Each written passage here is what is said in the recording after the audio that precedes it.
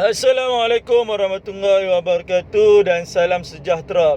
Hari ini kita akan belajar tingkatan 4 bab 3 Tamadun Awal Asia Tenggara. Di bawah tajuk kecilnya pengaruh Hindu dan Buddha dalam kesenian, iaitu monumen.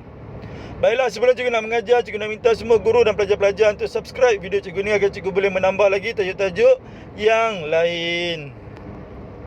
Di bawah tajuk kecil monumen, ada dua perkara yang akan dipelajari. Yang pertama, maksud monumen, dan yang kedua, peranan monumen. Baiklah, kita lihat satu persatu. Yang pertama, maksud monumen dahulu. Monumen ni adalah binaan ataupun bangunan yang dibuat daripada batu. Ingat, monumen ni benda apa? Monumen ni adalah bangunan yang dibuat daripada batu. Tujuannya adalah untuk memperingati orang ternama ataupun peristiwa penting. Ada apa tujuan? Dua tujuan. Memperingati untuk ingat dekat orang yang ternama ataupun peristiwa yang sangat penting ataupun peristiwa yang penting. Monumen boleh berupa candi, iaitu kuil, wat, stupa, arca dan juga patung. Ingat, kalau kita tak panggil monumen, kita panggil apa? Candi. Tak panggil candi, kita panggil kuil, panggil wat, panggil stupa, panggil arca dan juga patung. Semua benda ini benda yang sama sahaja, iaitu bangunan yang dibuat daripada batu. Okey, peranan monumen ataupun candi ataupun kuil. Yang pertama, peranan kepada raja, di mana monumen menjadi tempat menyimpan abu jenazah raja dan keluarganya. Disebabkan abu jenazah raja dan keluarganya disimpan di monumen, jadi monumen menjadi lambang keagungan bagi seseorang raja ataupun pemerintah. Ingatlah, monumen ni menjadi tempat apa kepada raja? Tempat menyimpan abu jenazah raja dan keluarganya. Disebabkan abu jenazah raja disimpan di monumen, jadi monumen tersebut menjadi lambang keagungan bagi seseorang raja atau pemerintah. Yang kedua adalah order kosmos, melambangkan order kosmos. Order kosmos bermaksud alam semesta. Jadi raja dan ibu kota menjadi pusat bagi alam semesta. Siapa pusat bagi alam semesta? Raja dan ibu kota. Okey, kemudiannya monumen keagamaan bagi agama Hindu dan Buddha. Monumen keagamaan bagi agama apa? Agama Hindu dan Buddha. Contoh bagi agama Hindu adalah Angkor Wat. Bagi agama Buddha adalah Candi Borobudur.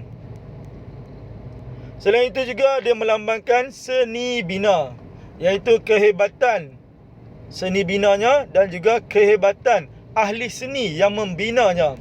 Berapa kehebatan? Dua kehebatan. Yang pertama, kehebatan seni bina. Yang kedua, kehebatan ahli seni.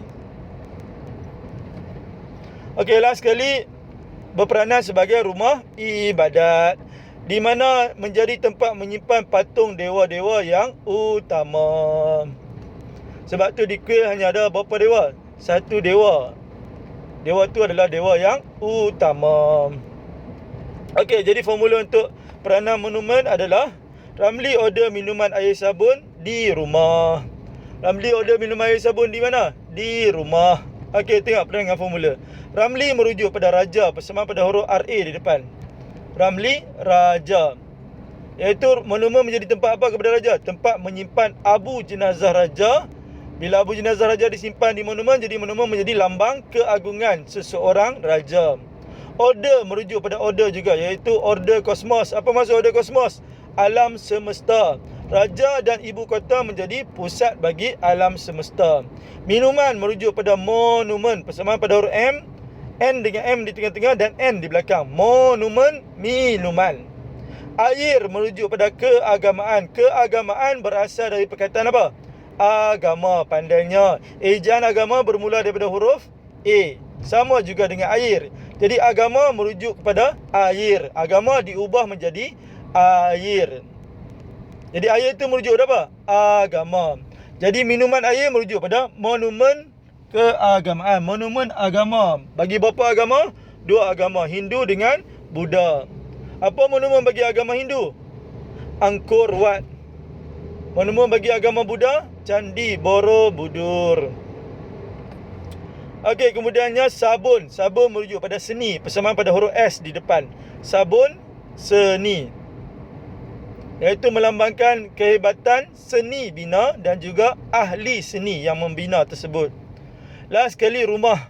Rumah merujuk pada menjadi rumah ibadat, di mana tempat menyimpan patung dewa yang utama. Jadi apa formula untuk peranan monumen ataupun candi ataupun kuil? Ramli order minuman air sabun di rumah. Ramli merujuk pada raja. Jadi monumen menjadi tempat apa pada raja? Tempat menyimpan abu jenazah raja dan keluarganya. Disebabkan abu jenazah raja dan keluarga disimpan di monumen, jadi monumen menjadi lambang keagungan bagi seseorang raja. Order merujuk pada order kosmos, iaitu alam semesta. Jadi raja dan ibu kota menjadi pusat bagi alam semesta. Air minuman. Ramli order air minuman. Ataupun Ramli order minuman air. Minuman air merujuk pada monumen keagamaan, iaitu monumen agama. Ada berapa monumen agama? 2. Hindu dengan Buddha. Hindu Angkor Wat, Buddha Candi Borobudur. Ramli order minuman air sabun. Sabun merujuk pada seni bina, iaitu kehebatan seni bina dan kehebatan ahli seni. Dan last sekali, rumah di rumah. Rumah merujuk pada menjadi rumah ibadat, iaitu tempat menyimpan patung dewa yang utama. Jadi formula untuk peranan monumen, Ramli order minuman air sabun di rumah. Okey, hari sekali kita lihat analisis kekerapan bab 3 untuk kertas 3 dalam SPM 2010 hingga 2020 ulangan yang terkini. Tengok, warna oranye itu adalah SPM sebenar, warna kelabu bawah itu adalah SPM ulangan. Tengok SPM sebenar dulu.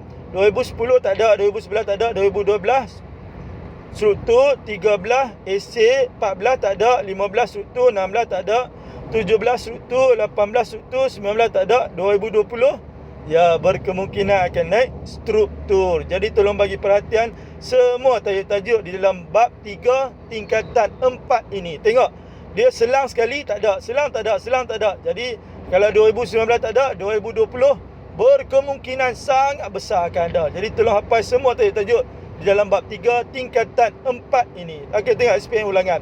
14 ulangan naik struktur, 15 ulangan naik esei, 16 ulangan naik struktur, 17 ulangan naik struktur, 18 ulangan tak ada, 19 ulangan esei, 2020 ulangan yang baru ni pun tak ada. Jadi 2020 SPM sebenarnya ni tolong bagi perhatian yang sangat-sangat, berkemungkinan sangat besar akan ada. Jadi tolong hafal semua tajuk-tajuk di dalam bab 3 tingkatan 4 ini. Tolong dan sangat tolong hafal semua sekali dalam bab 3 ni. Okey, seterusnya kita lihat analisis kekerapan tajuk untuk kertas 2 dalam SPM 2010 sampai 2019. Tajuk apa kita belajar tadi? Monumen. Setakat hingga ke hari ini, monumen baru sekali je ditanya adalah SPM sebenar. Tahun bila? Tahun 2012. Lah ni dah 2000 apa? 2020. Bermaksud dah 8 tahun tak pernah ditanya. Jadi tolong bagi perhatian untuk tahun 2020 ni, iaitu Januari 2021 ni, berkemungkinan sangat besar akan ditanya dalam SPM pada tahun ini. Manakala SPM ulangan adalah pada 2019 ulangan. Okey, seterusnya kita lihat contoh soalan struktur, markahnya 244. Baiklah, kita lihat satu persatu. Soalan A dulu. Soalan A dia tanya, apakah maksud monumen? Apakah hendak soalan maksud monumen? Tengok di ruangan jawapan ada nombor 1 Roman, 2 Roman tak? Tak ada. Jika tak ada, nak jawab macam mana? Kena jawab dalam bentuk ayat. Setiap ayat wajib ada pembuka pandainya. Jadi ambil balik pembuka soalan.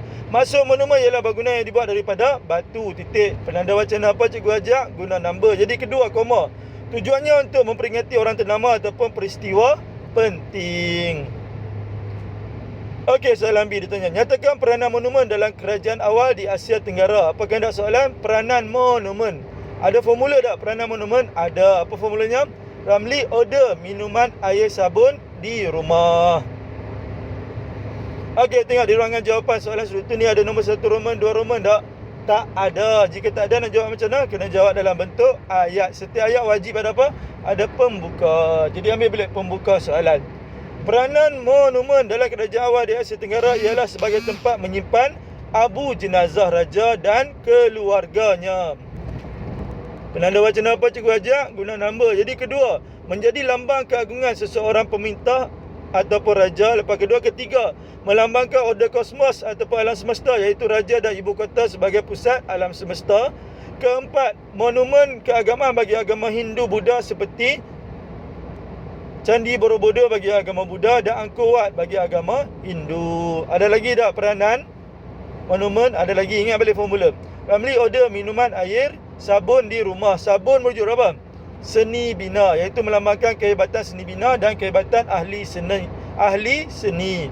Rumah merujuk pada rumah ibadat, menjadi rumah ibadat, iaitu tempat menyimpan patung dewa yang utama. Okey, last sekali tengok soalan C. Pada pendapat anda, apakah langkah-langkah untuk memelihara sesebuah monumen? Apakah nak soalan? Langkah-langkah memelihara sesebuah monumen. Okey, tengok di ruangan jawapan soalan struktur ni ada nombor 1 Roman, 2 Roman tak? Tak ada. Jika tak ada, nak jawab macam mana? Kena jawab dalam bentuk ayat. Setiap ayat wajib ada apa? Ada pembuka. Jadi ambil balik pembuka soalan. Langkah-langkah untuk memelihara sesebuah monumen ialah mengadakan kempen kesedaran. Titik. Penanda wacana selalu cikgu ajak guna apa? Guna number. Jadi kedua, koma. Peranan media massa iaitu menayangkan tentang kepentingan menjaga sesebuah monumen. Titik. Lepas kedua, ketiga peranan sistem pendidikan iaitu menerapkan dalam mata pelajaran tertentu tentang cara-cara menjaga kebersihan khazanah negara. Lepas ketiga, barulah keempat, mengubah undang-undang tentang pemberian hukuman kepada sesiapa sahaja yang mengotori monumen di dalam negara. Okey, sekadar itu sahaja daripada cikgu. Kita jumpa lagi pada hari yang lain. Sekian, wabillahi taufiq wal hidayah. Assalamualaikum warahmatullahi wabarakatuh.